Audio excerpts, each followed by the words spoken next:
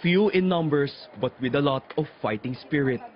Team Philippines leaves Manila for the Rio Olympics. A dozen athletes will fight like never before in 8 sporting events. With 17 officials and coaches backing them up, they will train the hardest in the next 2 weeks. They also have to adjust to Rio's sunny weather. They're in for a tremendous challenge to win the country's first ever gold medal. The Philippines is the second most populous nation to never win an Olympic gold. Even a silver or bronze has been elusive for years. Boxer Onyok Velasco's silver is the last in the '96 Atlanta Games. But for Olympic team officials, this might be the best time to win one. Meron mga close to it already. I don't want to say who they are because they just add pressure to them. This is the best prepared delegation ever. Table tennis player Yan Lariba is the country's flag bearer.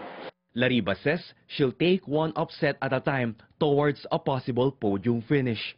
Andyan pa rin yung kaba, so mixed emotions talaga siya. While this is Lariba's first Olympic stint, it's the last for weightlifter Hidilyn Diaz. She's up against powerhouses China and Chinese Taipei. Last ko na to, kaya gagawin kong lahat. What's more important, Olympic team officials assure no Filipino athlete will be involved in doping. We are competing without any vitamins, any supplements.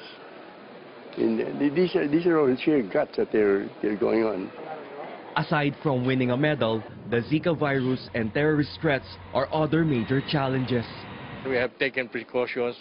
We have already briefed the athletes and the coaches as well what to do in the event of an emergency.